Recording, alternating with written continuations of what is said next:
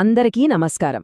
మన దేశంలో అధికారమంటే కేవలం ఢిల్లీలోనో లేదంటే రాష్ట్ర రాజధానుల్లోనో ఉంటుందని అనుకుంటాం కదా.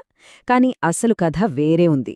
ప్రజాస్వామ్యాన్ని ప్రతి గల్లీకి, ప్రతి గ్రామానికి తీసుకెళ్లే ఓ అద్భుతమైన వ్యవస్థ మనకుంది.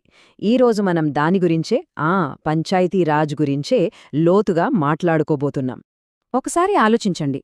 మన ఊర్లో ఓ కొత్త రోడ్డు వేయాలి, లేదా మంచినీటి కొళాయి రావాలి. ఈ నిర్ణయం ఎవరు తీసుకుంటారు? ఎక్కడో ఉండే ఆఫీసర్లు తీసుకుంటారా?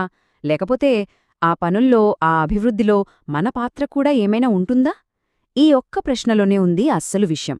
అదే స్థానిక స్వపరిపాలన. ఆ ప్రశ్నకు సమాధానమే పంచాయతీరాజ్. దీని వెనకున్న ఐడియా ఎంత సింపుల్ అంటే అంతే పవర్ఫుల్ కూడా. అదేంటంటే పాలనను ప్రజలకు వీలైనంత దగ్గరగా తీసుకెళ్లడం. అంటే అధికారాన్ని నేరుగా వాళ్ల చేతుల్లోనే పెట్టడమన్నమాట. ఈ మొత్తం పంచాయతీరాజ్ వ్యవస్థకు పునాది లాంటిది గ్రామసభ.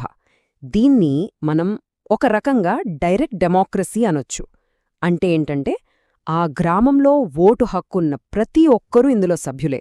వాళ్ళు చెప్పే మాటకు, వాళ్ల అభిప్రాయానికి విలువ ఉంటుందన్నమాట. సరే, ఇంత మంచి ఆలోచన కేవలం మాటలకే పరిమితం కాకుండా దేశం మొత్తం ఎలా ఆమదైంది? దీనికి మన రాజ్యాంగం ఎలాంటి బలాన్ని ఇచ్చింది? ఆ ఫ్రేమ్వర్క్ ఏంటో ఇప్పుడు చూద్దాం. ఇందులో అసలైన గేమ్ చేంజర్ 1992లో వచ్చిన 73వ రాజ్యాంగ సవరణ. నిజంగా ఇదొక చారిత్రాత్మకమైన అడుగు. ఎందుకంటే అంతకు ముందు వరకు ఈ స్థానిక సంస్థలు కేవలం ప్రభుత్వ జీవోల మీద నడిచేవి. కాని ఈ సవరణతో వాటికి రాజ్యాంగబద్ధమైన గుర్తింపు, అధికారాలు వచ్చాయి. ఇది మామూలు మార్పు కాదు, ఒక విప్లవం. ఈ సవరణతోనే మనకు ఈ మూడంచెల వ్యవస్థ వచ్చింది.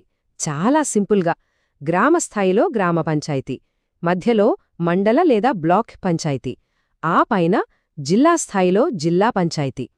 ఇలా అధికారాన్ని కింది స్థాయి నుంచి పై స్థాయి వరకు పక్కాగా పంచారన్నమాట. అయితే ఈ సిస్టంలో చాలా ఇంట్రెస్టింగ్ అనిపించే విషయమేంటో తెలుసా? ఇంక్లూజన్, అంటే అందర్నీ కలుపుకుపోవడం. దీన్ని చట్టబద్ధంగా కంపల్సరీ చేశారు.